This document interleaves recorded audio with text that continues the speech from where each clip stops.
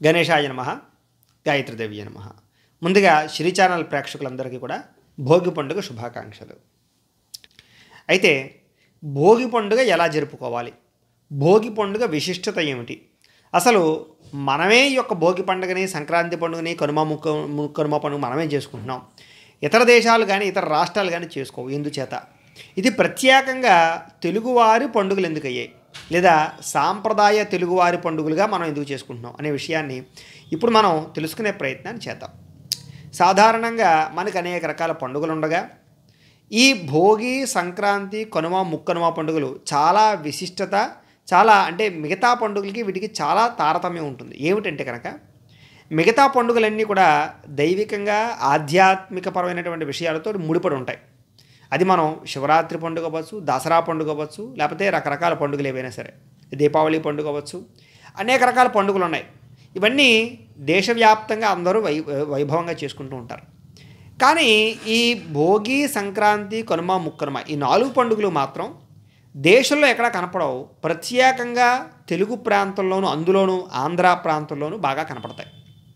అందులోనూ ముఖ్యంగా మన ప్రాంతంలో అంటే కనుక ఈ గోదావరి జిల్లాల వారు విశేషంగా ఈ యొక్క పండుగలన్నీ చాలా వైభవంగా చేసుకుంటూ ఉంటారు.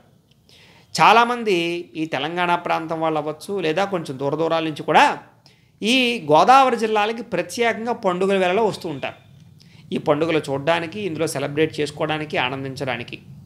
అయితే ఈ భోగి పండుగ అంత విశేషంగా జరుపుకోవడానికి గల కారణం ఏమిటి, లేదా అసలు ఈ పండుగలు ఎలా క్రియేట్ అయ్యాయి, లేదా ఈ పండుగలు మనకే ఎందుకు ఈ పండుగలు వచ్చాయి, లేదా మనమే ఎందుకు ఇంత వైభవంగా ఈ పండుగ చేసుకుంటున్నాం, ఇందులో ఉండే అంతరార్థం ఏమిటి అనే విషయాన్ని ఇప్పుడు మనం తెలుసుకుందాం. ఎందుచేతనంటే ఈ భోగి పండుగ అంటే ఒకటి కాదు, చాలా రకరకాల విషయాలు మనకు కనపడుతూ ఉంటాయి. ఏమిటంటే ఒకటి, బయట చక్కని ముగ్గులు వేస్తారు, గొబ్బెమ్మలు పెడతారు, అలాగే హరికథ దాసు వస్తాడు ప్రతిరోజు ఇంటికి. ఎంచేతనంటే కనుక పండగ నెల అని పడతారు. అసలు ఈ పండుగలు ప్రారంభం ఎప్పుడు ఉంటే కనుక ఈ భోగి, సంక్రాంతి కాదు, అసలు ఈ పండుగలు నెలలు ముందర ప్రారంభమవుతాయి. ధనుర్మాసం ప్రారంభమైన అప్పటి నుంచి కూడా, ధనుస్ సంక్రమణం అయినప్పటి నుంచి కూడా ఈ మళ్ళీ మకర సంక్రాంతి వచ్చేదాకా అంటే నెలల పాటు ఈ పండుగ వాతావరణం ఇంట్లో ఏర్పడుతుంది. సాధారణంగా మనకు పండుగ నెల అంటూ ఉంటారు. పండుగ నెల అంటే కనుక ఈ నెలంతా కూడా పండక్కి సంబంధించినటువంటి కోలాహలం ఉంటుందన్నమాట ప్రతి ఇంట్లోనూ కూడా. అందుకనే ధనుర్మాసం ప్రారంభమయ్యిన దగ్గర నుంచి కూడా ప్రతి ఇంట్లోనూ బయట పెరట్లో ముగ్గులు పెడతారు. ఆవు పేడతోటి కల్లాపు జల్లి ముగ్గులు పెడతారు. ప్రస్తుత కాలంలో ఆవు పేడతో కల్లాపు చల్లకపోయినా ముగ్గులు చాలామంది పెడుతున్నారు. కాకపోతే ఆ సాంప్రదాయం తగ్గిపోయింది. ఏదో జనవరి 1కి మళ్ళీ పండుగలకి పెడుతున్నారు. కానీ ఇదివరకు అలా కాదు. ఈ ధనుర్మాసం ప్రారంభమైనప్పటి నుంచి కూడా అంటే డిసెంబర్ 14-15 తారీఖులో ఇంచుమించు ప్రారంభమవుతుంది. అప్పటి నుంచి మళ్ళీ ఈ ముక్కనుమ పండుగ దాకా కూడా ప్రతిరోజు ఇంటి బయట ముగ్గులు పెట్టాలి. పెద్ద పెద్ద ముగ్గులు పెట్టడం, గొబ్బెమ్మలు పెట్టడం, ఈ రకమైనటువంటి సాంప్రదాయం అనేటువంటిది ఈ నెలల్లో నడుస్తుంది. ఈ పండుగ నెలలు కూడా ప్రతి ఇంట్లోనూ కూడా ఈ నెలలు ఏం చేస్తారంటే ఇంటిని శుభ్రం చేసుకోవడం, బెల్లలు వేసుకోవడం. అందుకని పండగ వస్తుందని కోలాహలం హడావుడి ఉంటుంది. అలాగే ఈ పండుగ గురించి నెలల ముందర నుంచి ప్రిపేర్ అవుతూ ఉంటారు. ఇంట్లో సామాన్లు సర్దుకోవడం, పాత సామాన్లు ఏమైనా ఉంటే తీసి పక్కన పెట్టేయడం, అలాగే ఇంట్లో ఇత్తడి సామాన్లు కానీ, రాగి సామాన్లు కానీ ఇవన్నీ కూడా తోముకోవడం, క్లీన్ చేయడం, అలాగే ఇల్లంతా కూడా మొత్తం శుభ్రపరిచేటటువంటి పరిస్థితి అంతా కూడా ఈ నెలలు చేసుకుంటూ ఉంటారు. సాధారణంగా సంవత్సరానికి ఒక్కసారైనా సరే ఈ రకంగా చేయడం వల్ల ఇంట్లో ఉండేటటువంటి చెత్త అంతా పోతుంది. అలాగే ఏవి పాడైపోయి ఏవి బాగున్నాయో తెలుస్తుంది. ముఖ్యంగా ఈ భోగి పండుగ నాడు భోగి మంట వేస్తారు. ఈ భోగి మంట వేయడానికి గల కారణం ఏమిటి అంటే కనుక ఈ భోగి మంటలో ఏం వేస్తారంటే ఇంట్లో సాధారణంగా ఈ శుభ్రం చేసినప్పుడు ఈ నెలల్లో కూడా శుభ్రం చేస్తారు కదా. శుభ్రం చేసినప్పుడు ఏమిటి అంటే పుచ్చిపోయినటువంటి గడపలు కానీ, పుచ్చిపోయినటువంటి ఏవైనా కొన్ని పూర్వకాలం అంతా కూడా పెంకుటిల్లులు, లేదా కలపతో చేసినటువంటి ఇల్లులు, లేదా తాటాకులు ఇల్లు, ఈ రకంగా ఇల్లులు ఉండేవి. అప్పట్లో ఏమిటి అంటే కనుక సంవత్సరానికి ఒకసారి కొన్ని పుచ్చిపోతూ ఉండేవి. కొన్ని గడపలు పుచ్చిపోవడం కానీ, ఓడి పుచ్చిపోవడం కానీ జరుగుతూ ఉండేవి. సాధారణంగా గడప మనకి లక్ష్మీదేవితో సమానం కాబట్టి మనం కాలుతో తన్నము, కాలుతో తొక్కము, పసుపు రాస్తాం, అలాగే కొంచెం కుంకుమ బొట్టు పెడతాం, రోజు దండం పెట్టుకుంటాం గడపకి. అలాంటి గడపని మనం తీసి బయట పాడేయలేం కదా. అందుచేత ఇలాంటి పుచ్చిపోయిన గడపలు ఇలాంటివి ఏమైనా ఉంటే కనుక అవన్నీ కూడా ఈ భోగి రోజు భోగి మంటలో వేయడం అనమాట. అంటే ఈ నెలల్లో కూడా ఇంటిని శుభ్రం చేసి అందులో వచ్చినటువంటి పాడైపోయిన కలప ఏదైనా ఉంటే కనుక అది పవిత్రంగా భోగి మంటలో వేయడం వల్ల ఏమవుతున్నాయి అంటే కనుక అది కూడా ఒక యజ్ఞగొండం లాంటిది అనమాట. అంచేత ఆ హోమగుండంలా భావించి ఆ భోగి మంట వేసి ఇవన్నీ కూడా కాల్చే ప్రయత్నం చేస్తారు. సాధారణంగా ఆ రకంగా చేసుకోవాలి. కానీ ప్రస్తుత కాలంలో అలాంటి పరిస్థితులు ఏమీ లేవు. కనిపించినటువంటి చెత్త అంతా దాని మీదే ఉంటుంది. అది చాలా పొరపాటు. కొంతమంది ఏం చేస్తారంటే భోగి మంట మీద వేడి నీళ్ళు కాచుకుంటూ ఉంటారు. కొంతమంది ఏదో రకరకాల చిందులు, టైర్లు కాల్చడం, చెప్పులు వేయడం, ఇవన్నీ కూడా చాలా పిచ్చి పిచ్చి పనులను చేస్తూ ఉంటారు. చాలా పొరపాటు. ఎంచేతంటే అది పవిత్రమైనటువంటి జ్వాల, అది ఎంతో పవిత్రంగా. అందుకనే చూడండి, ఆ ఆవు పిడకలన్నీ కూడా చిన్న చిన్న పిడకలుగా చేసి గోవు పిడకలు అంటారు, లేదా భోగి పిడకలు అంటారు కొంతమంది. అంటే చిన్న చిన్న పిడకలుగా వేసి దాన్ని దండగుచ్చి అది ఆ మాలని, ఆవు పిడకల మాలని ఆ మంట మీద వేసి ఆ సమయంలో ఆ మంట ద్వారా కాలిపోయినటువంటి బూడిద వస్తుంది కదా, ఆ బూడిదని కచ్చిక అంటారు. ఆ బూడిదని తీసి రోజు బొట్టు పెట్టుకోవడం వల్ల ఏమవుతున్నాయి అంటే కనుక పిల్లలకి దిష్టి తగలదు అని, భూతప్రేత పిశాచాది గాలులు కానీ ధూళులు కానీ పోతాయి అని మనకి ఆ ఆవు పేడతో చేసినటువంటి భోగి పిడకలని ఆ రోజు భోగి మంటలో వేయడం అనేటటువంటి సాంప్రదాయంగా వచ్చింది. కానీ ప్రస్తుత కాలంలో వేయటం లేదు, చెత్తా చెదారం దాని మీద పాడేస్తున్నారు. ఆ భోగి మంటను కూడా ఏదో చలి కాచుకునేటువంటి మంటగా చూస్తున్నారే తప్ప దాంట్లో పవిత్రతను గ్రహించలేకపోతున్నారు. ఇంచేదనంటే మన సాంప్రదాయాలు రెండు ఉంటాయి. ఏమిటంటే ఒకటి భోగం ఉంటుంది, రెండోది దానివల్ల వచ్చేటటువంటి యోగం ఉంటుంది. ఈ రెండు ఇముడీకృతమై ఉంటాయి ఈ యొక్క మన హర్ష సాంప్రదాయంలో. అందుచేత ఈ భోగి మంటని ఆ రకంగా వేసి కాల్చుకోవడం అనేటటువంటిది చాలా విశేషం ఈ యొక్క భోగి పండుగ. ఇంతేనా అంటే కాదు, కొత్త బట్టలు వేసుకుంటారు, అలాగే కుటుంబ సభ్యులందరూ కలుస్తారు. దానితో పాటుగా ప్రత్యేకంగా ఈరోజు చిన్నపిల్లలకి భోగి పళ్ళు అని పోస్తారు. అయితే ఈ భోగి పళ్ళు పోయడానికి గల కారణం ఏమిటి అంటే, మనం చేసే సాంప్రదాయంలో ప్రతిదానికి కూడా ఒక పురాణ గాథైనా ఉంటుంది, లేదా సంస్కృతిపరమైనటువంటి ఏదో ఒక లబ్ధి ఉంటుంది, లేదా విజ్ఞానపరమైనటువంటి అంశం ఏదైనా ఉంటుంది. ఏమీ లేకుండా మన వాళ్ళు ఏమీ చేయరు. అయితే ఈ భోగి పళ్ళు ఎందుకు పిల్లలకు పోస్తారు అంటే కనుక, ఆ భోగి పళ్ళు పోయడం వల్ల వాళ్ళలో ఉండేటటువంటి దిష్టి పోతుంది అని, వాళ్ళకి ఆయుష్ వృద్ధి అవుతుంది అని, వాళ్ళు గొప్ప కీర్తిమంతులుగా తయారవుతారు అని భోగిపళ్ళు పోస్తూ ఉంటారు. అందుకనే చిన్నపిల్లలకి 5 సంవత్సరాలు వచ్చేదాకా కూడా భోగిపళ్ళు పోయడం, పేరంటాలు అంటే ఆడవాళ్ళందరినీ కూడా పిలుచుకురావడము, అలాగే ముత్తైదువులందరినీ పిలుచుకురావడము, వాళ్ళందరూ కూడా భోగిపళ్ళు పోసి అక్కడ గొబ్బెమ్మలు పెట్టి గొబ్బెమ్మల పాటలు పాడుకుంటూ ఆ పిల్లల్ని ఆశీర్వదిస్తారు. ఈ రకంగా భోగి పండుగ రోజు భోగిపళ్ళు పోయడం చాలా విశేషం, చాలా ప్రత్యేకం. దీనికి పురాణ గాథ కూడా ఉంది. ఏమిటయ్యా అంటే కనుక, అసలు భోగిపళ్ళు అనడానికి భోగిపళ్ళు పోయడానికి కారణం ఏమిటంటే, పూర్వకాలంలో బదరికావనము అంటే బదరీ క్షేత్రం అంటాం కదా మనం ఇప్పుడు, దానికి ఆ పేరు ఎందుకు వచ్చిందంటే బదరి అంటే కనుక రేగిపండు అని అర్థం. పూర్వకాలంలో ఏమిటి అంటే కనుక ఈ బదరీ క్షేత్రంలో అంతా కూడా రేగిపళ్ళు చెట్లే ఉండేవి, అంటే బదరీ వనం అనమాట. ఈ బదరికావనంలో విష్ణుమూర్తి వారు తపస్సు చేశారు అని. ఎందుకోసం తపస్సు చేశారు అంటే కనుక, ఆయన శివుడి గురించి తపస్సు చేశారు అని. ఆ శివుడి గురించి తపస్సు చేసి కొన్ని రకాల వరాలు, అంటే దేవతలకు సంబంధించినటువంటి సమస్య వస్తే దేవతల సంబంధించినటువంటి సమస్య కోసం వరాలు పొందడానికి విష్ణుమూర్తి వారు తపస్సు చేశారు అని. ఆ తపస్సు చేయడం వల్ల సాక్షాత్తు పరమేశ్వర ప్రత్యక్షమై విష్ణుమూర్తి వారికి ఆ దేవతలకు సంబంధించినటువంటి వరాలు అనుగ్రహించారు అని. తద్వారా ఆ అనుగ్రహించిన కారణం చేత ఆ సమయంలో దేవతలందరూ సంతుష్టులై, ముక్కోటి దేవతలు సంతుష్టులై, విష్ణుమూర్తి ఈ రకంగా మా గురించి శ్రమపడి ఇంత తపస్సు చేశారు కాబట్టి, తపస్సు చేసి ఆ తపో ఫలాన్ని మాకందరికీ అందించారు కాబట్టి ఆయనకి మనం ఏదైనా చెయ్యాలి అని అనుకున్నారు. ఆ సమయంలో అనుకుంటే అక్కడ ఆయన తపస్సు చేసే ప్రదేశంలో ఏముంది అంటే కనుక బదరికావనం, అంటే రేగుపళ్ళ యొక్క చెట్లన్నీ ఉన్నాయి. అందుచేత వాళ్ళు ఏం చేశారంటే ఈ రేగిపళ్ళన్నీ కూడా ఎర్రగా గుండ్రంగా భలే ఉన్నాయి, బాగున్నాయి. అందుచేత వీటన్నిటిని కోసుకొచ్చి ఆయనకి అభిషేకం చేయాలి అనుకున్నారు వాళ్ళందరూ కూడా. అనుకుని వాళ్ళు ఏం చేశారంటే ఆ బదరికా క్షేత్రంలో ఉండేటటువంటి ఆ రేగుపళ్ళన్నింటినీ కూడా కోసి విష్ణుమూర్తి వారికి చక్కగా అభిషేకం చేశారట. ఎప్పుడైతే అభిషేకం చేశారో విష్ణుమూర్తి వారు చాలా సంతుష్టుడై, ఎంచేతంటే విష్ణుమూర్తి వారికి మంచి తేజస్సుతో ప్రకాశంతో మెరిసిపోతూ ఉన్నట్ట. అంచేత ఆ రేగుపళ్ళు పోయడం వల్ల ఆయనకు ఉండేటటువంటి దిష్టి అంతా పోతుంది అని, అలాగే ఆ రేగుపళ్ళు పోసి ఆ యొక్క క్షేత్రంలో విష్ణుమూర్తి వారిని ఆరాధన చేశారు కాబట్టి, ఆ రోజు భోగి రోజు కాబట్టి ఎవరైతే ఈ భోగి రోజు నాడు భోగిపళ్ళు పోస్తారో పిల్లలకి, వాళ్ళందరికీ కూడా విష్ణుమూర్తి యొక్క అనుగ్రహం కలుగుతుంది అని, అలాగే వాళ్ళకి దిష్టి పోతుంది అని, అలాగే ఐశ్వర్యవంతులు అవుతారు అని ముఖ్యంగా, అలాగే ఆయురారోగ్య ఐశ్వర్యాలు వాళ్ళకి సిద్ధిస్తాయి అని మనకు ప్రతీక. ఆ రకంగా విష్ణుమూర్తి వారికి ఆ సమయంలో భోగిపళ్ళు పోయడానికి కారణము ఆ రకంగా అయితే, ఆ భోగిపళ్ళని చిన్నపిల్లలకి విష్ణుమూర్తి స్వరూపంగా భావించి, ఎంచేతంటే పిల్లల్లో దేవుడు ఉంటాడు కాబట్టి, అంచేత మన పిల్లల్లో విష్ణుమూర్తి వారు ఉంటాడు కాబట్టి, అందుకనే చూడండి సాధారణంగా వివాహ సమయంలో ఒకటి, చిన్నపిల్లల విషయంలో ఒకటి దేవుళ్ళు ఉంటారు. అందుకనే మనకి వివాహం చేసేటటువంటి సమయంలో పెళ్ళికొడుకుని నారాయణుడిగా పోలుస్తారు. పెళ్లి కూతుర్ని లక్ష్మీదేవిగా పోలుస్తారు, అందుకని లక్ష్మీనారాయణులు అంటారు.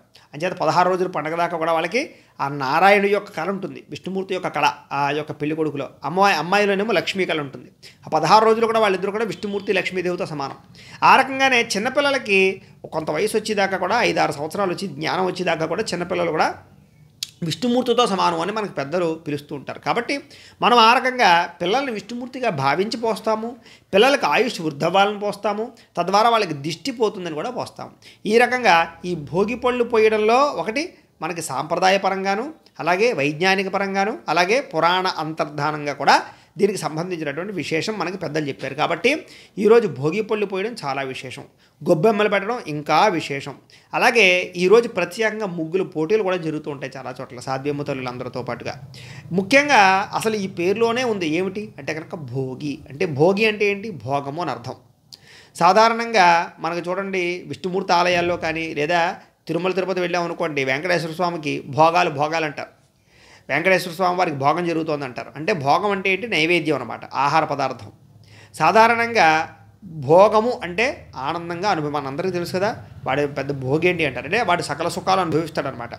సకల సుఖాలను అనుభవించడమే భోగం, కడుపు నిండా తినడమే భోగం, ఇష్టమైంది తినడమే భోగం, బాగా భోజించడమే భోగం. అంచేత ఈ పేరులోనే ఉన్నట్టుగా భోగి పండుగ అంటే భోగాలని అనుభవించే పండుగ అని కూడా అర్థం వస్తుంది. అందుకనే ఈరోజంతా ఏం చేస్తామయ్యా అంటే కనుక తెల్లవారుజామునే లేచి చక్కగా నదీ స్నానం చేయడం, ముఖ్యంగా నలుగు పెట్టుకోవడం. అంటే శుభ్రంగా ఒంటి నిండా చక్కగా నువ్వుల నూనె కానీ మంచి నూనె ఏదైనా సరే నూనె రాసుకుని, ఈ యొక్క మనకి పూర్వకాలంలో ఏమిటి అంటే కనుక సున్నిపిండితో చక్కగా స్నానం చేసేవారు, ఇప్పుడు అవన్నీ పోతున్నాయి. సున్నిపిండితో శుభ్రంగా ఒళ్ళంతా కూడా నలుపుకుని స్నానం చేసి కొత్త బట్టలు కట్టుకుని చక్కగా దేవతాలయ దర్శనాలు చేసుకోవడం, ఇంట్లో దేవతార్చన చేసుకోవడం, ఇంట్లో ముఖ్యంగా చేసుకోవాల్సింది అది. అలాగే పెద్దలతోటి, అలాగే మనకు ఉండేటటువంటి బంధువులతోటి, అలాగే ఇష్టమైనటువంటి స్నేహితులతోటి, ఆప్తులతోటి, మిత్రులతోటి అందరితోటి కలిసి ఆనందంగా గడపడం, అందరితోటి కలిపి భోజనం చేయడం, అందరితో కలిపి సరదాగా ఉల్లాసంగా ఉత్సాహంగా గడపడం, ఆనందంగా నవ్వుతూ ఉండడం, ఇదే భోగి యొక్క లక్షణం. సాధారణంగా మనందరికీ కూడా చూడండి పార్టీ అంటారు. ఏమిటి ఆ పార్టీ అంటే మనకు భోగి రోజే పెద్ద పార్టీ. పార్టీ అంటే ఏమిటి అంటే స్నేహితుల్ని, ఆప్తుల్ని, ఇష్టమైన వాళ్ళని కలవడము, కడుపు నిండా తినడం, ఇష్టమైంది తినడం, ఇంతే కదా పార్టీ అంటే. అదే విధానాన్ని మనకి భోగి పండుగగా పెట్టారు. మనమందరం కూడా పార్టీ చేసుకుంటాం అనమాట. అంటే సంవత్సరం పాటు కష్టపడతాం కాబట్టి, ఈ సంవత్సరం పాటు సంపాదిస్తూనే ఉంటాం కాబట్టి, శ్రమ పడుతూనే ఉంటాం కాబట్టి, ఒక్కరోజు రిలీఫ్ డే ఎదురా అంటే కనుక భోగి పండుగ. అంటే ఈరోజు మనం సంపాదించిందంతా కూడా ఖర్చు పెట్టడానికి ప్రయత్నం చేస్తాం, దాచుకున్నదంతా కూడా ఖర్చు పెట్టడానికి ప్రయత్నం చేస్తాం, అందరితో కలిపి ఆనందంగా ఉండడానికి ప్రయత్నం చేస్తాం.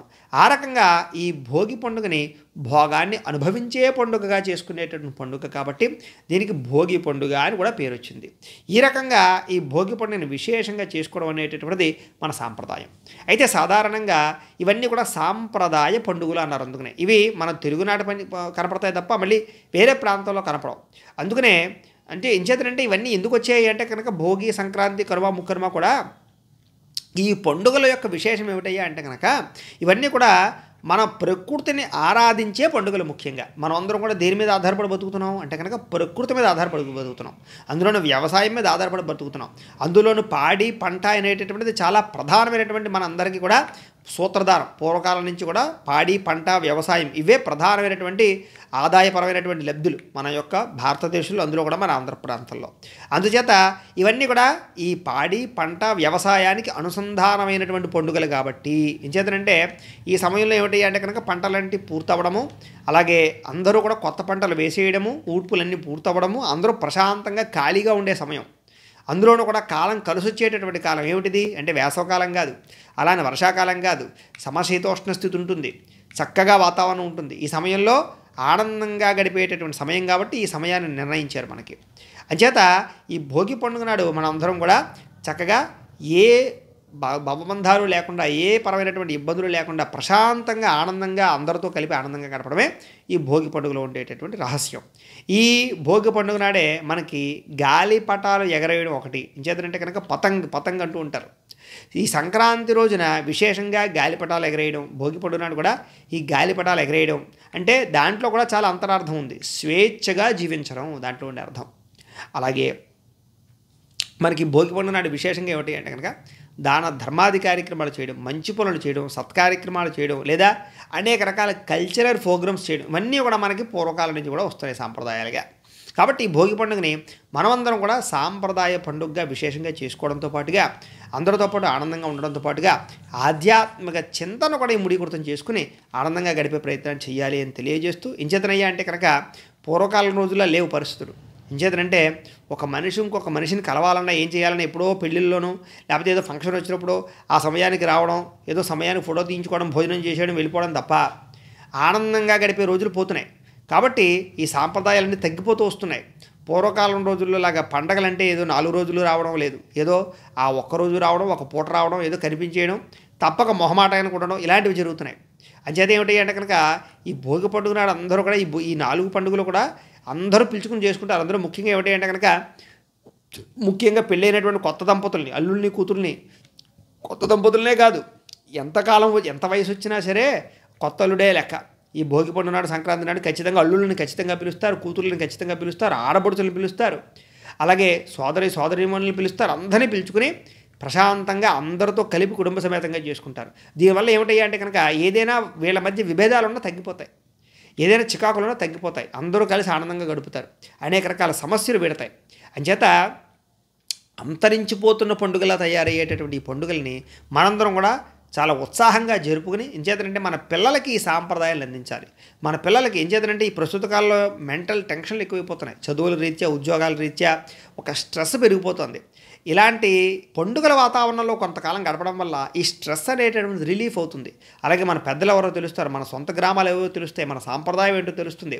అంచేత అంత విశేషం, గూఢార్థం ఈ యొక్క పండుగల్లో ఉన్నాయి. కాబట్టి ఈ పండుగలని మనమందరం కూడా భక్తి శ్రద్ధలతో ఆచరించడమే కాకుండా ఆనందదాయకంగా అనుభవించే ప్రయత్నాన్ని చేద్దాము అని తెలియజేస్తూ, గోబ్రాహ్మణేభ్యః శుభమస్తు నిత్యం, లోకా సమస్తాః సుఖినో భవంతు. స్వస్తి. మేము పెట్టే వీడియోలు ప్రతిరోజు మీరు పొందడానికి సబ్స్క్రైబ్ బటన్ను క్లిక్ చేయండి. అదేవిధంగా పక్కన ఉన్న బెల్ ఐకాన్ను క్లిక్ చేయడం ద్వారా మీరు నోటిఫికేషన్ కూడా పొందవచ్చు.